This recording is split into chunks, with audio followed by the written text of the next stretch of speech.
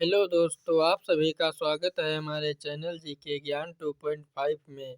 आज मैं आप लोगों को सीटेट परीक्षा के लिए महत्वपूर्ण 50 अति महत्वपूर्ण प्रश्नों के बारे में बताऊंगा। पहला क्वेश्चन है, सतत एवं समग्र मूल्यांकन में क्या शामिल है? ए. केवल संकलनात्मक आकलन। बी. ना तो संरचनात्मक ना ही संकलनात्मक आकलन। सी. विविध प्रकार की रणनीतियों का प्रयोग करते हुए दोनों संरचनात्मक एवं संकलनात्मक आकलन का प्रयोग करना। डी. केवल संरचनात्मक आकलन। तो दोस्तों इसका राइट आंसर हो जाएगा सी, विविध प्रकार की रणनीतियों का प्रयोग करते हुए दोनों संरचनात्मक एवं संकलनात्मक आकलन का प्रयोग करना। नेक्स्ट क्वेश्चन है, वह प्रक्रिया जिसके द्वारा बच्चे आदतों, कौशलों, मूल्यों तथा अभिप्रेरणा को विकसित करते हैं और जो उन्हें समाज का जिम्मेदार एवं क्रियाशील सदस्य बनाती है, उसे क्या कहा जाता है? ए. समावेशन। बी. मुख्यधारा से जुड़ना। सी. विभेदीकरण। डी. समाजीकरण। तो दोस्तों इसका राइट आंसर हो जाएगा डी, समाजीकरण। नेक्स्ट क्वेश्चन है, एक समावेशी कक्षा में शिक्षक को क्या करना चाहिए? ए. अशक्त अधिगमकर्ताओं के प्रति दया एवं सहानुभूति का भाव प्रदर्शित करना चाहिए। बी. बच्चों को अपाहिज बच्चा, मंदबुद्धि बच्चा आदि के रूप में वर्गीकृत करना चाहिए। सी. केवल प्रतिभाशाली एवं योग्य बच्चों पर ध्यान देना चाहिए। डी. यह विश्वास करना चाहिए कि प्रत्येक बच्चे में अपनी योग्यताओं एवं शक्ति के अनुसार सीखने की क्षमता है। तो दोस्तों इसका राइट आंसर हो जाएगा डी, यह विश्वास करना चाहिए कि प्रत्येक बच्चे में अपनी योग्यताओं एवं शक्ति के अनुसार सीखने की क्षमता है। नेक्स्ट क्वेश्चन है, शिक्षक कक्षा में पढ़ने में ध्यान न देने वाले बच्चों से किस प्रकार का बर्ताव कर सकते हैं? ए. पूरी कक्षा के सामने उन्हें बार बार डांट कर। बी. उनसे बात करके तथा उनकी अरुचि का कारण जानने की कोशिश करके। सी. उन्हें गृह कार्य के रूप में अत्यधिक वर्कशीट देकर। डी. बच्चों को कक्षा से बाहर जाने के लिए कहकर। तो दोस्तों इसका राइट आंसर हो जाएगा बी, उनसे बात करके तथा उनकी अरुचि का कारण जानने की कोशिश करके। नेक्स्ट क्वेश्चन है, संरचनावादी उपागम बताता है कि ज्ञान की संरचना के लिए अत्यंत आवश्यक है। ए. अनुबंधन। बी. दंड। सी. यंत्रवत याद करना। डी. विद्यार्थी का पूर्व ज्ञान। तो दोस्तों इसका राइट आंसर हो जाएगा डी, विद्यार्थी का पूर्व ज्ञान। नेक्स्ट क्वेश्चन है, निम्नलिखित में से कौन से कारक अधिगम को प्रभावित करते हैं? एक. विद्यार्थी की अभिरुचि। 2. विद्यार्थी का सामूहिक स्वास्थ्य। सी. शिक्षा शास्त्रीय रणनीतियाँ। 4. विद्यार्थी का सामाजिक एवं सांस्कृतिक संदर्भ। तो दोस्तों नीचे दिए गए सभी कारक अधिगम को प्रभावित करते हैं, जैसे विद्यार्थी की अभिरुचि, विद्यार्थी का सामूहिक स्वास्थ्य, शिक्षा शास्त्रीय रणनीतियाँ, विद्यार्थी का सामाजिक एवं सांस्कृतिक संदर्भ, विद्यार्थी की सीखने की इच्छा आदि सभी अधिगम को प्रभावित करते हैं। नेक्स्ट क्वेश्चन है, निम्नलिखित में से कौन सी मध्य बाल्यावस्था की विशेषता है? ए. अमूर्त रूप से सोचने तथा वैज्ञानिक तर्क का प्रयोग करने की योग्यता विकसित होती है। बी. बच्चे तार्किक एवं मूर्त रूप से सोचना प्रारंभ कर देते हैं। सी, अधिगम मुख्य रूप से संवेदी एवं चालक गतिविधियों द्वारा घटित होता है। डी, शारीरिक वृद्धि एवं विकास बहुत तेज गति से होता है। तो दोस्तों इसका राइट आंसर हो जाएगा बी, बच्चे तार्किक एवं मूर्त रूप से सोचना प्रारंभ कर देते हैं। मध्य बाल्यावस्था में बच्चे तार्किक एवं मूर्त रूप से सोचना प्रारंभ कर देते हैं। प्रोफेसर कोल के अनुसार मध्य बाल्यावस्था 6 से 12 वर्ष की आयु होती है। पियाजे ने इस अवस्था को मूर्त संक्रियात्मक अवस्था कहा है, जिसमें बालक तार्किक और मूर्त रूप से चिंतन करने लगता है। इसी अवस्था में विलोमीयता और संरक्षण जैसे गुणात्मक मानसिक योग्यताओं का विकास होता है।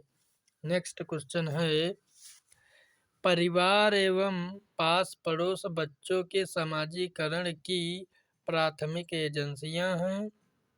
बी, मध्य एजेंसियां हैं। सी, द्वितीयक एजेंसियां हैं। डी, मनोवैज्ञानिक एजेंसियां हैं। तो दोस्तों इसका राइट आंसर हो जाएगा ए, परिवार एवं पास पड़ोस बच्चे के समाजीकरण की प्राथमिक एजेंसियां हैं। नेक्स्ट क्वेश्चन है, जीन पियाजे के संज्ञानात्मक विकास के सिद्धांत के अनुसार परिकल्पित निगमनात्मक तर्क किस अवधि में विकसित होता है। ए, पूर्व संक्रियात्मक अवस्था में। बी, मूर्त संक्रियात्मक अवस्था में।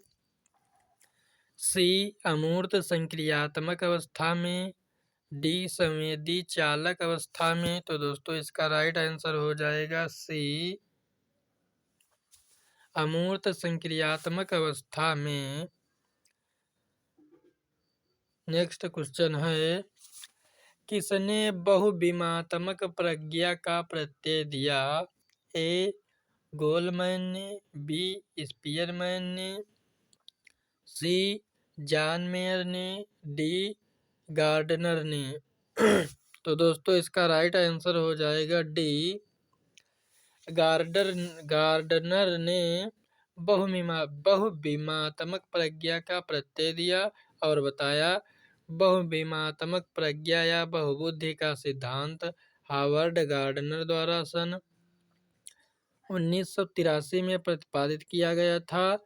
गार्डनर के अनुसार बुद्धि का स्वरूप एकाकी न होकर बहुप्रकारीय होता है। इन्होंने 8 प्रकार की बुद्धि बताई है जो निम्नवत है।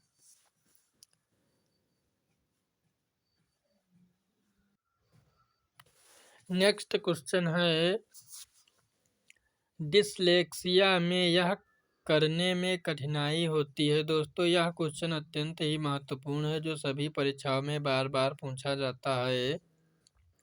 ए, पढ़ने वर्तनी में। बी, व्यक्त करने में। सी, खड़े होने में। डी, बोलने में। तो दोस्तों इसका राइट आंसर है ए, डिसलेक्सिया एक प्रकार का अधिगम अक्षमता विकार है जिसके निम्नलिखित लक्षण होते हैं। वर्णमाला अधिगम में कठिनाई, अक्षरों की ध्वनियों को सीखने में कठिनाई, पढ़ते समय स्वर वर्णों का लोप होना, समान उच्चारण वाले ध्वनियों को न पहचान पाना, शब्दों को उल्टा या अक्षरों का क्रम इधर उधर कर पढ़ा जाना। नेक्स्ट क्वेश्चन है,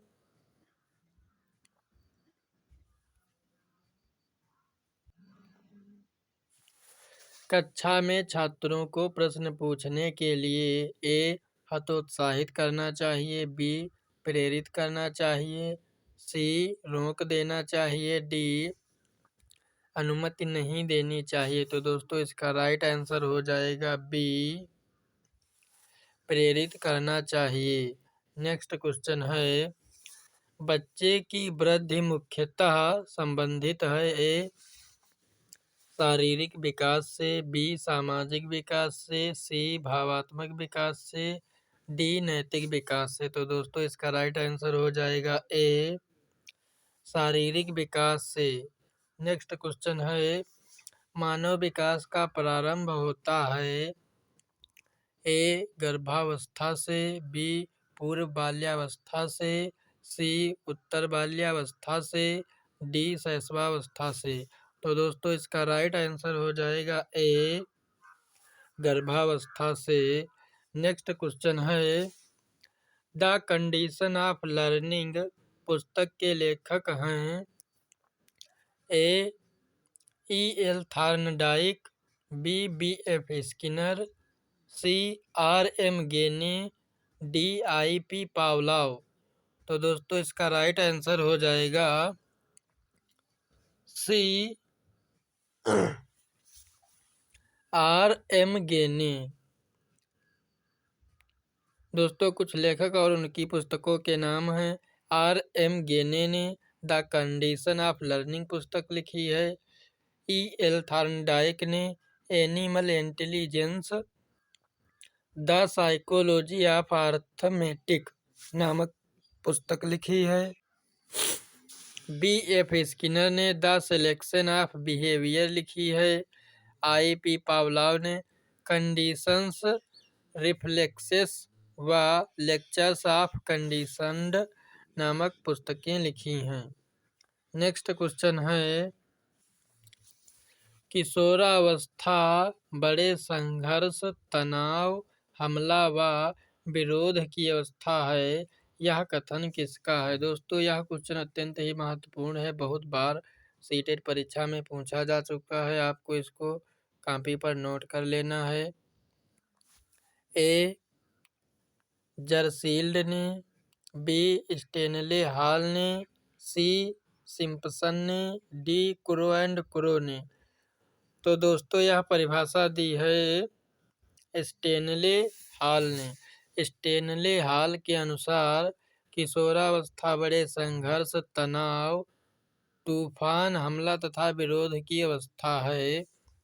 जरसील्ड के अनुसार किशोरावस्था वह समय है जिसमें विचारशील व्यक्ति बाल्यावस्था से परिपक्वता की ओर संक्रमण करता है।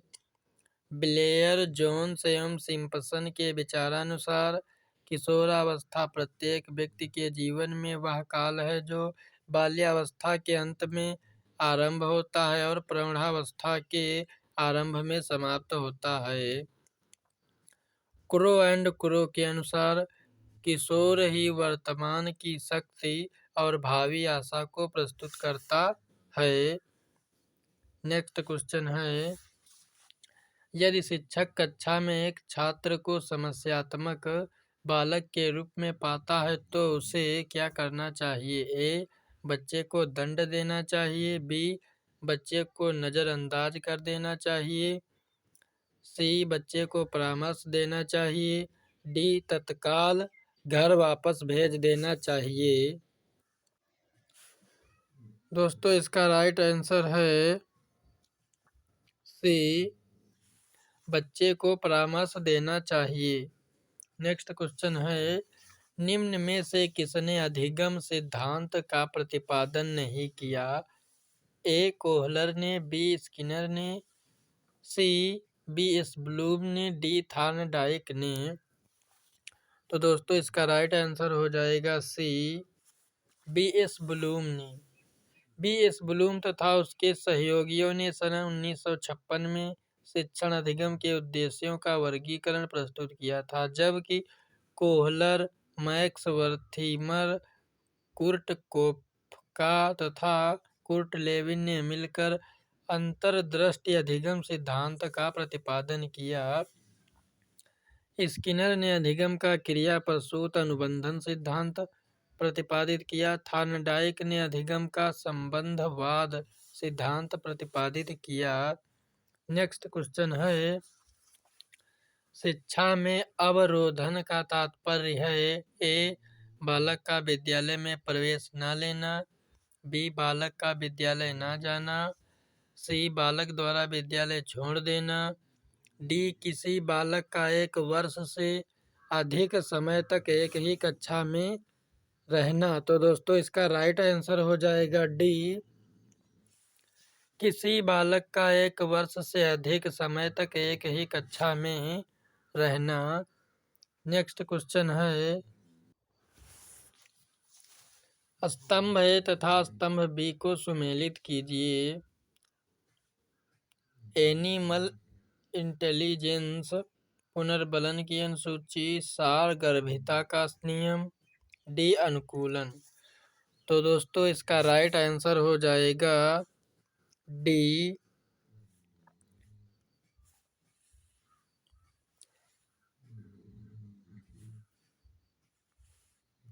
ए का हो जाएगा थार्नडाइक, बी का हो जाएगा चौथा स्किनर, और सी का हो जाएगा पहला, और डी का हो जाएगा दूसरा। यानी एनिमल इंटेलिजेंस का सिद्धांत थार्नडाइक ने दिया, पुनर्बलन की अनुसूची स्किनर ने दी, सारगर्भिता का नियम गेस्टाल्ट ने दिया, और अनुकूलन का सिद्धांत जीन पियाजे ने दिया। नेक्स्ट क्वेश्चन है, विकास कभी न समाप्त होने वाली प्रक्रिया है। यह कथन विकास के किस सिद्धांत से संबंधित है? ए अंतःक्रिया का सिद्धांत, बी एकीकरण का सिद्धांत, सी अंतःसंबंध का सिद्धांत, डी निरंतरता का सिद्धांत। तो दोस्तों इसका राइट आंसर हो जाएगा डी, निरंतरता का सिद्धांत। निरंतरता का सिद्धांत विकास कभी न समाप्त होने वाली प्रक्रिया है। अंतःसंबंध का सिद्धांत बालक के शारीरिक, मानसिक, संवेगात्मक आदि पहलुओं के विकास में परस्पर संबंध होता है। एकीकरण का सिद्धांत विकास में पूर्ण से अंगों की ओर एवं अंगों से पूर्ण की ओर गति निहित रहती है। विभिन्न अंगों के एकीकरण की गतियों की सरलता को संभव बनाता है। अंतःक्रिया का सिद्धांत बालक का विकास न केवल वंशानुक्रम के कारण और न केवल वातावरण के कारण वरन दोनों की अंतःक्रिया के कारण होता है। नेक्स्ट क्वेश्चन है, संविधान के किस संशोधन से शिक्षा एक मौलिक अधिकार बन गई? ए 86वें संशोधन के द्वारा, बी 25वें संशोधन के द्वारा, सी 52वें संशोधन के द्वारा, डी 22वें संशोधन के द्वारा। तो दोस्तों इसका राइट आंसर हो जाएगा ए 86वें संशोधन के द्वारा। नेक्स्ट क्वेश्चन है, अभिप्रेरणा के मूल प्रवृत्ति सिद्धांत के प्रतिपादक थे? ए मैकड्यूगल, बी अब्राहम मैस्लो, सी सिम्पसन, डी विलियम जेम्स। तो दोस्तों इसका राइट आंसर हो जाएगा ए, मूल प्रवृत्ति सिद्धांत के प्रतिपादक मैकड्यूगल थे। अभिप्रेरणा के मूल प्रवृत्ति सिद्धांत का प्रतिपादन सन 1908 में मैकड्यूगल ने किया था। उनके अनुसार मानव मस्तिष्क में कुछ जन्मजात प्रवृत्तियां होती हैं जो मानव के सभी विचारों तथा क्रियाओं के लिए प्रेरक शक्ति का कार्य करती हैं। मैकड्यूगल ने मूल प्रवृत्ति को जन्मजात मनो शारीरिक उपद्रव के रूप में परिभाषित किया है। नेक्स्ट क्वेश्चन है, विकास की किस अवस्था को कोल तथा ब्रूस ने संवेगात्मक विकास का अनोखा काल कहा है? ए शैशवावस्था को, बी बाल्यावस्था को, सी प्रौढ़ावस्था को, डी किशोरावस्था को। तो दोस्तों इसका राइट आंसर हो जाएगा बी, बाल्यावस्था को कोल व ब्रूस ने संवेगात्मक विकास का अनोखा काल बताते हुए लिखा है। वास्तव में माता पिता के लिए बाल विकास की इस अवस्था को समझना कठिन है। नेक्स्ट क्वेश्चन है, व्यवहार के कारण व्यवहार में परिवर्तन ही अधिगम है, यह किसने कहा है? ए. वुडवर्थ ने, बी. गिलफोर्ड ने, सी. स्किनर ने, डी. क्रो एंड क्रो ने। तो दोस्तों इसका राइट आंसर हो जाएगा बी. गिलफोर्ड ने। गिलफोर्ड के अनुसार व्यवहार के कारण व्यवहार में परिवर्तन ही अधिगम है। वुडवर्थ के अनुसार नवीन ज्ञान तथा नवीन प्रतिक्रियाओं को अर्जन करने की प्रक्रिया अधिगम करने की प्रक्रिया है। स्किनर के अनुसार अधिगम व्यवहार में उत्तरोत्तर अनुकूलन की एक प्रक्रिया है। क्रो एवं क्रो के अनुसार आदतों, ज्ञान तथा अभिवृत्तियों का अर्जन ही अधिगम है। नेक्स्ट क्वेश्चन है,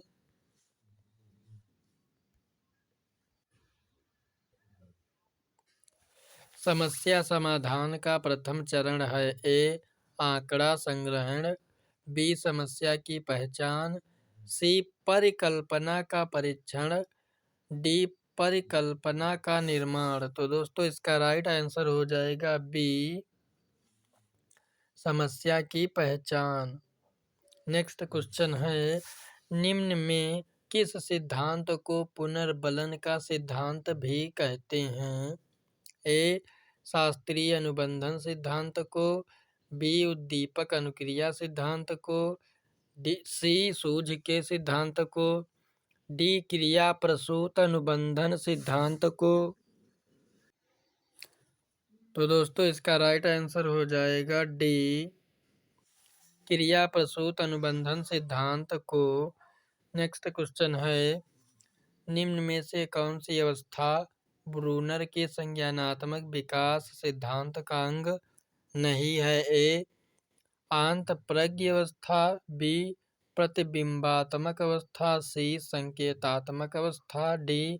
क्रियात्मक अवस्था। तो दोस्तों इसका राइट आंसर हो जाएगा ए.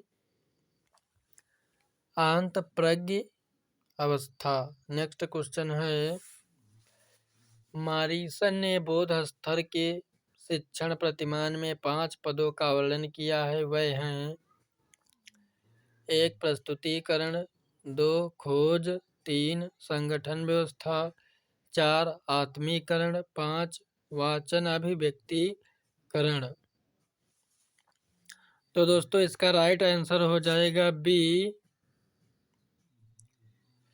पहले आ जाएगा खोज, उसके बाद आ जाएगा प्रस्तुतीकरण, उसके बाद आ जाएगा आत्मीकरण, उसके बाद आ जाएगा संगठन व्यवस्था, उसके बाद आ जाएगा वाचन अभिव्यक्तिकरण। नेक्स्ट क्वेश्चन है, निम्न में से कौन सा अधिगम का वक्र नहीं है? ए. नतोदर, बी. मिश्रित, सी. लंबवत, डी. उन्नतोदर उत्तल। तो दोस्तों इसका राइट आंसर हो जाएगा सी. लंबवत। नेक्स्ट क्वेश्चन है, बोली जाने वाली भाषा की सबसे छोटी इकाई है? ए. अर्थविज्ञान, बी. रूपग्राम, सी. ध्वनिग्राम, डी. वाक्य विन्यास। तो दोस्तों इसका राइट आंसर हो जाएगा सी. ध्वनिग्राम। बोली जाने वाली भाषा की सबसे छोटी इकाई ध्वनिग्राम है। इसे स्वनिम भी कहा जाता है। स्वनिमों का अपना अर्थ नहीं होता है, किंतु वे अर्थभेदक होते हैं, जैसे का, पा, ना आदि। नेक्स्ट क्वेश्चन है, सूची ए तथा सूची बी को सुमेलित कीजिए। तो दोस्तों